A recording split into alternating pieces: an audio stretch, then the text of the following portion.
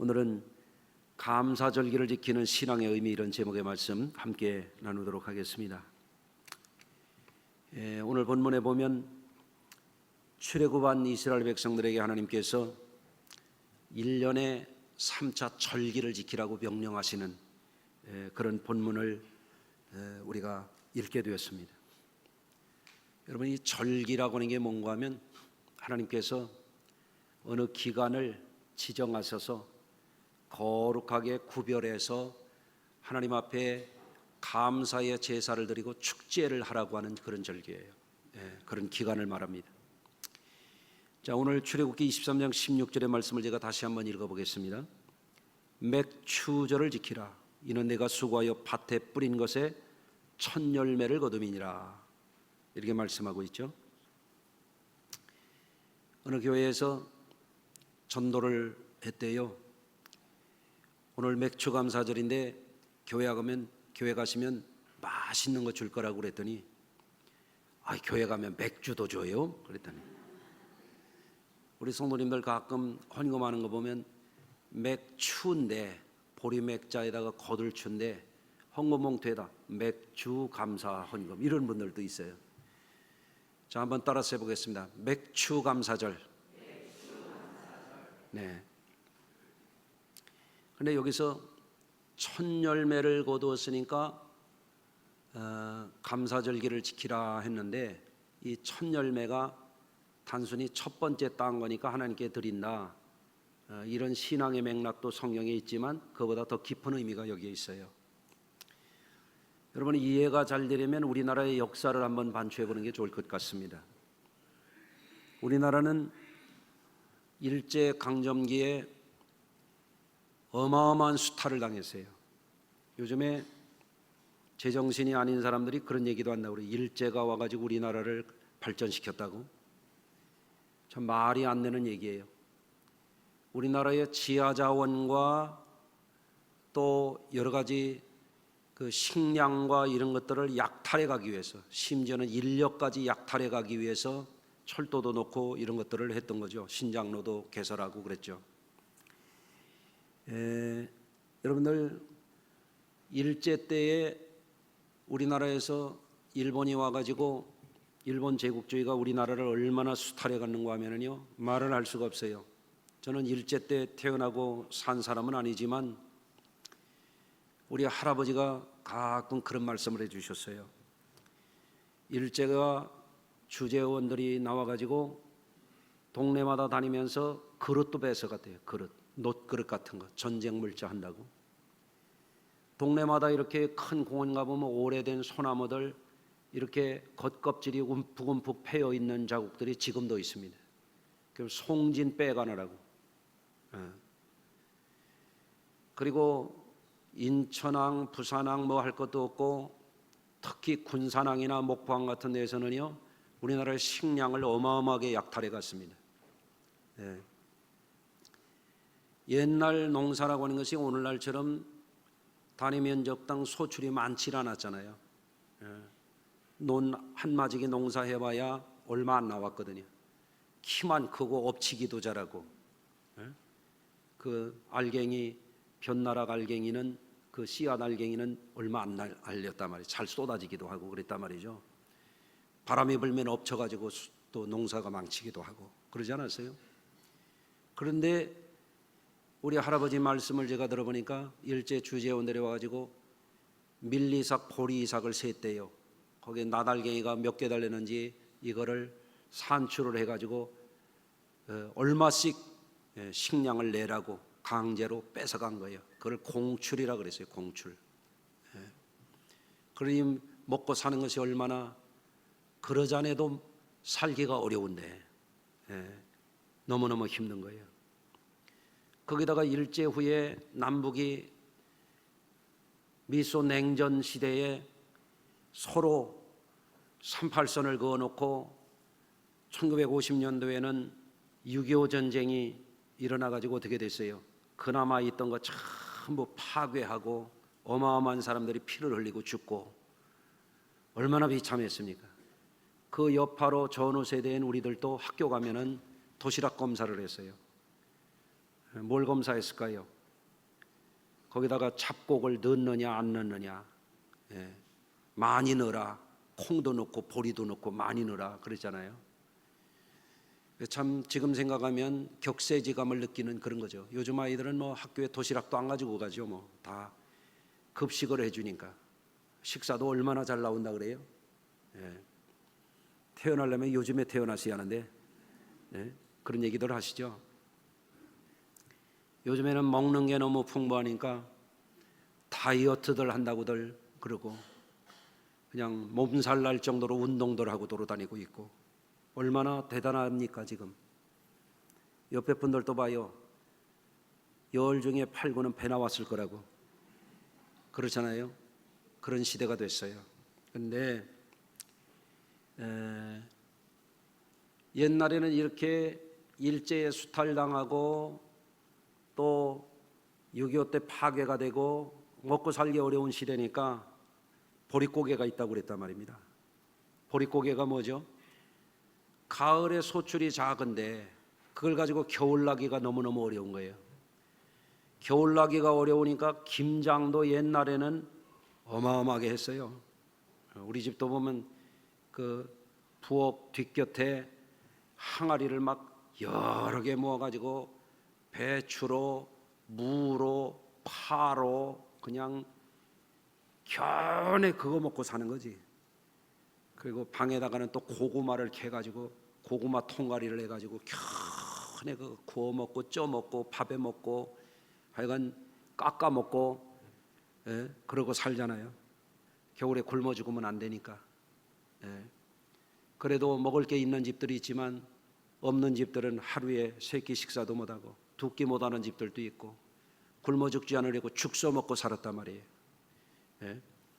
그런데 우리 대한민국은 어마어마하게 하나님이 보호하사 다들 지금도 얼굴에 보니까 그냥 살들이 붙어 있으시고 그냥 배도 두툼하시고 그렇잖아요. 그런 시대를 우리가 살고 있어요. 그런데 우리가 그렇지 북한 사람들은 정말 비참하게 산다고 그러잖아요. 지금도 탈북자들이 넘어오고 있잖아요. 배고파서 못 살겠다는 거예요. 상상을 못하는 일들이 지금도 북한에는 일어나고 있습니다. 그래서 이렇게 겨울을 지나고 봄 농사를 지어서 첫 수확을 거둘 때까지의 그 살아남기 어려운 고난의 시간들을 가리켜 보릿고개라 그랬단 말이에요. 왜 고개가 붙었을까? 요즘에는 고개들도 아무것도 아니에요. 다 터널을 뚫어가지고 직선화해 놓고 고개도 다 포장돼서 또 차들도 옛날에는 가다가 시동도 꺼지고 바퀴도 빠져서 뭐 이런 비포장도로를 달리던 시대인데 요즘에 고갯길 같은 거는 아무것도 아니죠. 근데 옛날의 고갯길은 어땠습니까? 고개 넘어가기가 그야말로 아리랑 고개요. 아리랑 고개로 넘어간다. 꼬부랑 할머니가 꼬부랑 고갯길을 꼬부랑 고개 넘어가는 게 어려우니까 노랫말도 많이 있어요. 옛날 소들도 불쌍했어요. 고개 넘어가느라고 짐은 잔뜩 실어놓고 주인이 그냥 엉덩이 불나게 때리는 거지. 고갯길을 걸러가려니까 울퉁불퉁 호박돌은 굴러다니고 참 소도 요즘 태어난 소들은요 얼마나 윤기가 좔좔 흐르고 말이에요. 시대가 달라졌습니다. 그런데 가을에서 첫 열매를 거두기까지 봄이 온다고 봄에 금방 곡식이 나오는 게 아니잖아요. 심어가지고 자라는 시간까지 견디는 그 시간들이 고갯길을 넘어가는 것처럼 어려운 거예요. 굶어 죽는 사람들도 나오는 거죠. 그래서 이제는 그 어려운 시기를 지나서 울며 씨를 뿌리러 나가서 그 단을 거둘 때 첫 열매를 거두는 것은 뭐냐? 하나님이 도와서 너희가 살게 되었다라고 하는 의미예요. 그러니까 이 보릿고개를 넘어서 가을에 이스라엘도 이모작을 해서 첫 열매를 거두는 때 가을의 농사에서 그 기간까지 그 시간들이 굶어 죽기 쉬운 기간인데 하나님이 살려주셔서 하나님이 먹을 곡식을 주셨으니 이 귀한 것 얻었으니 너희가 먹을 때 거저 먹지 말아라. 또 너희가 노예였다. 너희는 기업이 없어서 너희 것이 없던 백성이야. 그런데 내가 너희를 구원하였다. 내가 너희에게 기업을 주었다. 너희에게 먹을 양식을 주었다. 너희에게 살 소망을 주었으니 거저 먹지 말고 하나님께 감사의 제사를 드리고 먹어라. 그게 맥주절기의 의미예요. 그래서 밭에서 뿌린 것에 첫 열매를 거두는 그것은 큰 기쁨이야. 이제는 살았다, 그런 거예요. 하나님의 은혜다. 하나님이 우리를 살려주셨다. 그러니 우리는 기쁘도다. 그러면서 이 절기를 지키라 하는 것입니다. 여러분, 2024년도 벌써 전반기가 훌쩍 지나갔습니다. 후반기에 오늘 첫 주일입니다. 이날을 우리가 맥주절기를 지나오면서 한번 생각해 봐야 돼요. 금년 한 해 동안 우리가 하나님의 은혜로서 여기까지 살아왔다라고 하는 겁니다. 한번 따라서 하시겠습니다. 하나님 아버지, 여기까지 하나님 은혜 주셔서 잘 살아왔으니 감사합니다. 그런 마음으로 오늘 맥주절기 이 예배를 드리시기를 바랍니다. 여러분, 생각을 해보면 우리가 믿는 하나님은 어마어마하신 분입니다. 우리 하나님은 하늘과 땅과 해와 달과 별들과 모든 만물을 우리 자신을 포함해서 우리가 먹고 살아가는 곡식까지 다 하나님이 창조하셨습니다. 또 우리 하나님은 이 땅에 살아가는 우리들에게 아담과 하와가 범죄하고 사탄 마귀에 속아서 저주가 오고 사망이 왔지만 우리들에게 구원을 베푸시는 하나님이세요. 또 이 땅에 살아가는 성도들에게 해와 달과 이른 비와 늦은 비를 주셔서 우리로 하여금 먹고 살아갈 수 있도록 복을 주시는 축복의 하나님이세요. 또 알아야 됩니다. 우리 하나님은 어떤 하나님이십니까? 사람이 사람답게 살고 성도들이 성도답게 살아야 돼요.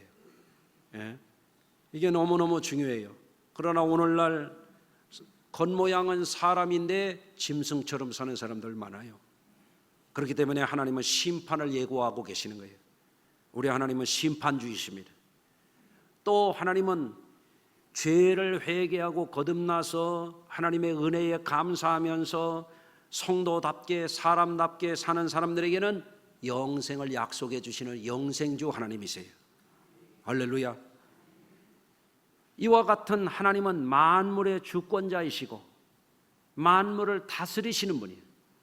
해와 달을 다스리시고 바닷물을 다스리시고 계절을 다스리시고 하루 24시간을 다스리시고 우리가 태어나고 살아가는 날들 동안에 우리가 호흡하는 것과 심장의 고동을 지키는 것과 소화가 되는 것과 이 모든 것이 하나님의 섭리에 해당하는 거예요.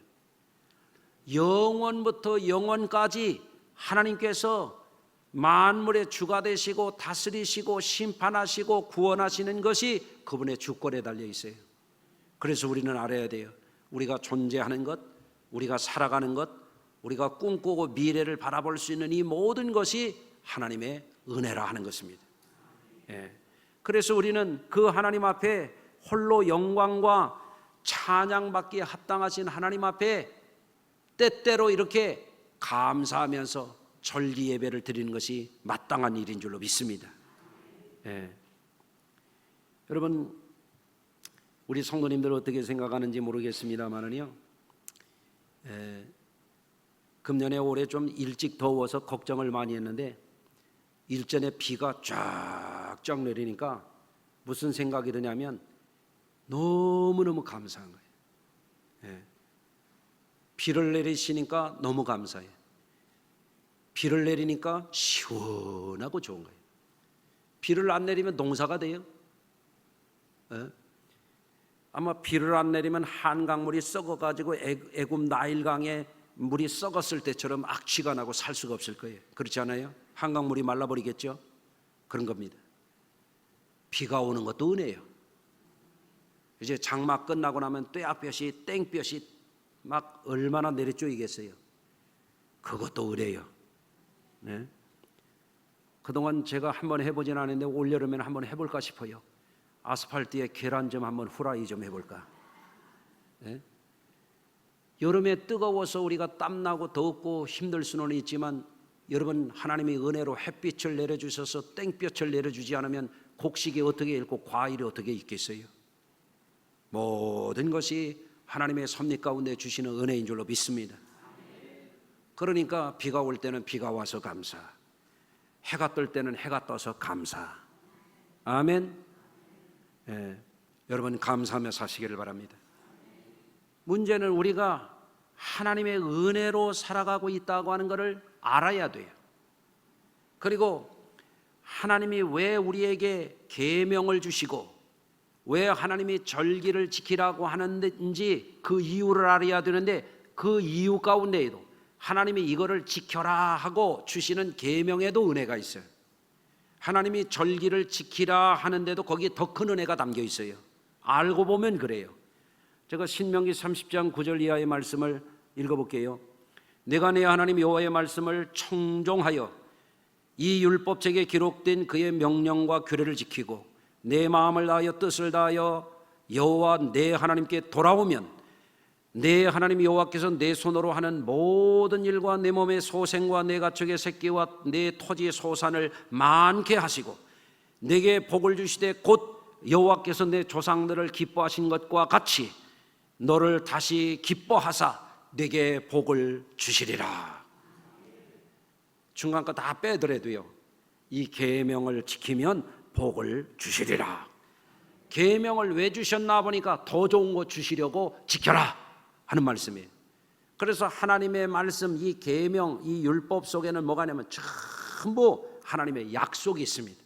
따라서 하십시다. 하나님의 말씀은 약속이 있는 말씀이다. 그래서 우리가 그 약속 붙들고 살기 위해서 이 시간도 말씀을 듣는 거예요. 그러니까 이거 놓치지 마시길 바라요. 자,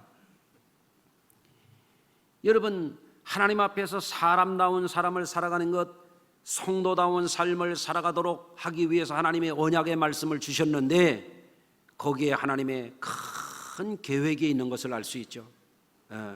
하나님께서 그 말씀을 따라 살아가게 되면 우리 하나님께서 약속해 주시면 나는 네 하나님이 될 거야. 너희는 내 백성이 될 거야. 내가 너희를 보호해 주고 대적을 물리쳐 줄 거야. 아멘. 내가 너희를 인도해 주고 보호해 줄 거야. 약속을 주시는 거예요. 아멘.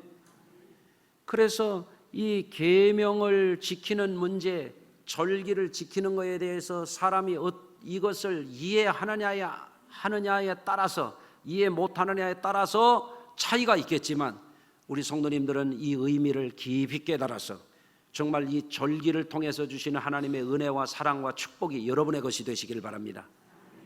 자, 오늘 말씀을 보면 하나님은 절기에 관한 것을 각 사람에게 지키라고 명령하고 계세요.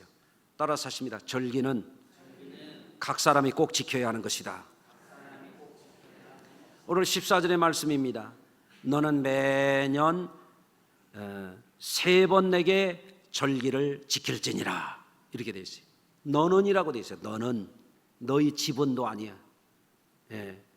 아버지만 지키고 어머니만 지켜라 그런 것도 아니야. 너는 지켜라. 2인칭 단수예요. 우리 각 사람 하나하나가 이 절기를 꼭 지키라는 말씀이에요. 하나님의 명령입니다. 또 뭐라고 말씀하시냐면 15절입니다. 빈손을 내게 보이지 말지니라. 이게 뭐냐면 절기 때에는 구별된 예물을 드려서 절기 제사를 드리라는 거예요. 아멘. 또 주 여호와께 보일지니라.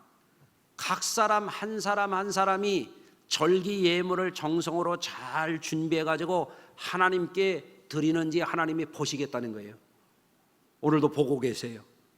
아멘. 그래서 출애굽기 20장에서부터 10계명으로부터 시작해 가지고 23장까지 하나님의 언약의 계명이 쭉 이어집니다. 그 이어지는 계명, 하나님의 약속이 있는 계명의 연장선상에서 이 세 가지 절기를 지키라는 말씀이 오늘 23장이거든요. 왜 지키라고 그러시느냐? 너는 애굽에서 나왔음이니라. 이게 무슨 말씀이야? 너는 은혜를 입은 사람이야. 그냥 지나가면 안 돼. 따라서 하십니다. 은혜를 입었으면 그냥 지나가지 말라. 그래서 성도들은 꼭 하나님의 은혜를 깨달아서 그 은혜에 감사하는 예물을 주 앞에 드리는 것이 맞는 거예요. 할렐루야. 또 왜 감사의 절기를 지키라고 말씀하시느냐? 생각해 보면 우리가 먹고 마시고 우리 속에서 소화가 되고 우리가 생존해 나갈 수 있는 이 모든 것이 하나님의 은혜예요. 여러분, 우리가 뭐 맛있는 거 있으면 막 먹어서 우리 입에다가 음식을 넣고 야 맛있다 그러는데 그 다음에 우리가 뭐 어디로 음식이 어떻게 돌고 돌아서 어떻게 어디쯤 가는지 다 아셔? 몰라요. 그런데 하나님이 섭리 가운데 위에서는 위액이 나오게 하고 소장 대장에서 다 소화가 되게 해서 간으로 가서 또 이거를 혈관으로 보내가지고 호르몬 작용과 함께 이걸 해서 몸의 면역에도 영양분에도 에너지에도 이게 다 필요한 대로 몸 구석구석에 매일매일 매 순간순간 이것이 일어나도록 해주시는 분이 하나님이세요. 그걸 섭리라 그러는 거예요. 하나님이 우리 인간의 생체의 프로세스를 다 관장하고 계시는 거예요. 우리가 잠자는 동안에도 호흡을 지켜주시고 심장의 고동을 지켜주시고 지금까지 살아오게 하시고 앞으로도 살게 하시는 그것이 하나님의 은혜예요. 먹을 수 있는 게 은혜예요.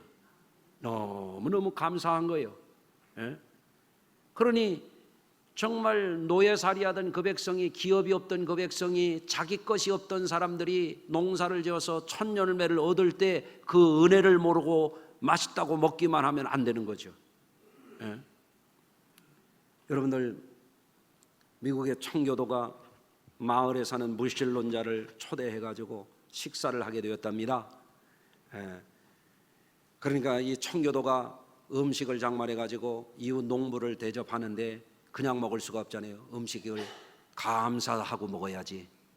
그러니까 이 무신론자에게, 농부에게 이렇게 얘기를 하는 거예요. 우리가 이제 음식을 맛있게 나눌 텐데 하나님께 함께 감사 기도를 드리시겠냐니까 그 무신론자가 그러는 거예요. 아니 18세기에 그 낡은 것을 아직도 하고 있냐고. 그러니까 이 청교도가 조용히 하나님 앞에 손을 모으고 감사 기도를 드리고 나서 이렇게 얘기를 하는 겁니다. 우리 집에는 당신 닮은 식구들이 여럿이 있다고. 그게 누구냐고. 사랑하는 자녀들이라고 그러니. 자녀들이냐고 그러니까 아니라고. 우리 집에는 가축이 많은데 기도를 하나도 안 하고 먹는다고.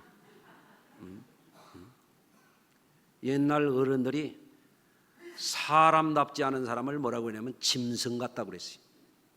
겉모양은 사람인데 속이 사람답지 않다 이거예요. 여러분들, 하나님 편에서 보면 감사를 하지 않는 삶이 바로 그런 것입니다. 여러분, 우리는 하나님의 형상을 입은 사람들이거든요. 하나님의 은혜를 아는 지각 있는 사람들이거든요. 하나님의 구원의 은혜를 받은 성도들이거든요. 그러니 하나님의 은혜를 알 때마다 감사하는 게 마땅하죠. 아멘. 그런데 현실이 어때요?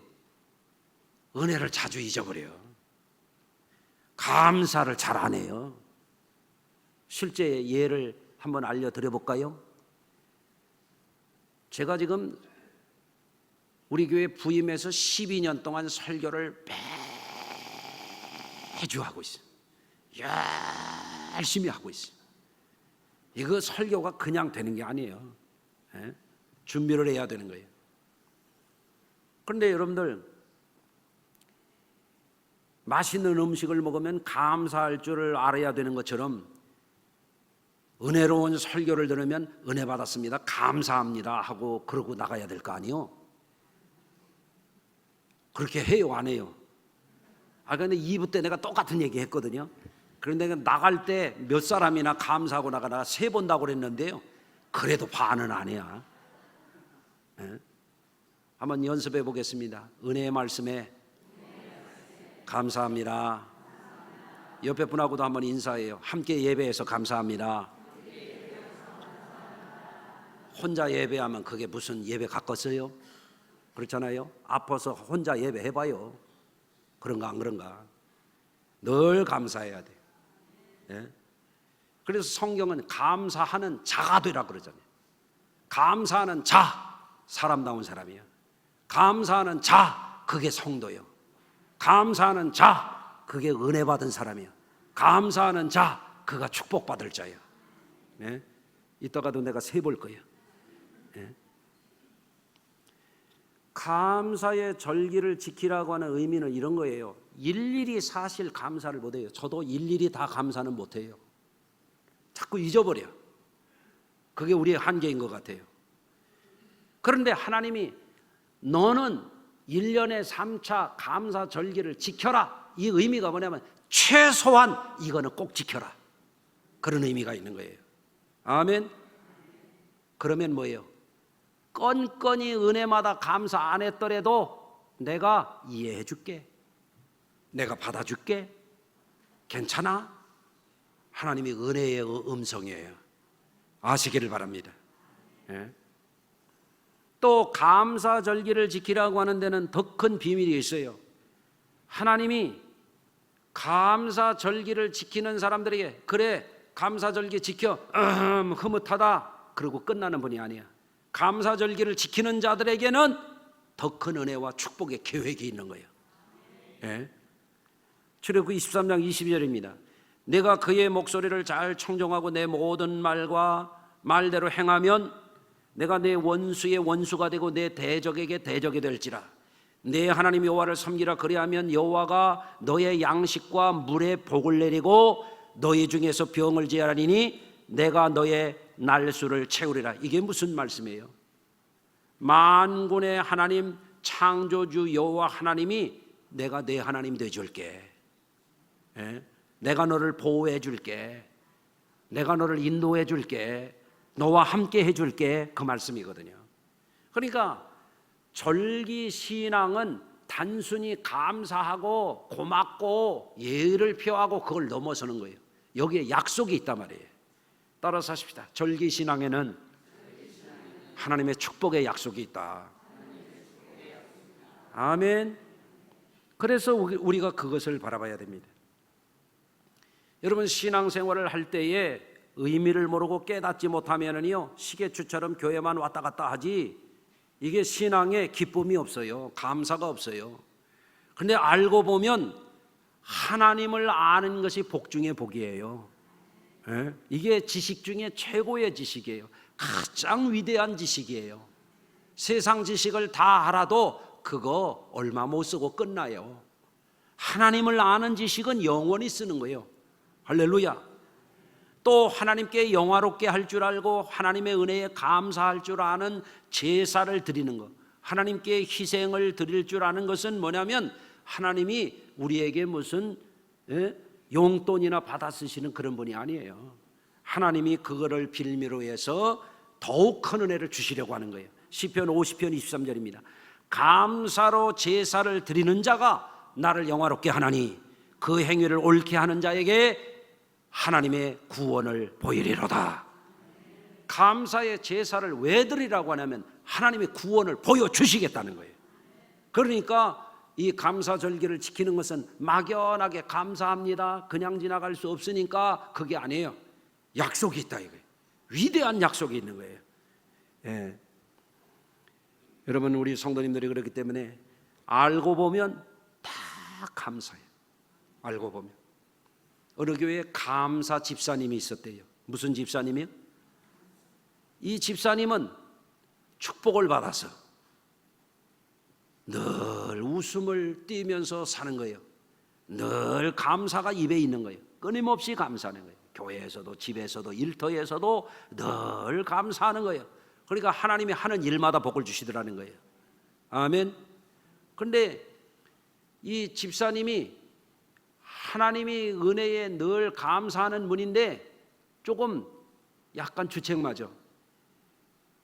그 교회 목사님은 설교 원고를 써가지고 설교 원고를 읽는 분인데 설교 중에 은혜가 되는 구절이 있으면 감사합니다 할렐루야 그러니까 목사님이 설교를 놓치는 거예요. 이렇게 그게 얼굴이 빨개 가지고 아유 그러지 좀 말라고 해도 이게 안 되는 거야. 이게 늘 그러는 거예요. 아주 성도들도 어떻게 할 수가 없어. 그런데 마침 그 교회에 도지사님하고 경찰국장님이 방문을 하신대. 외빈으로. 목사님이 걱정이 되는 거예요.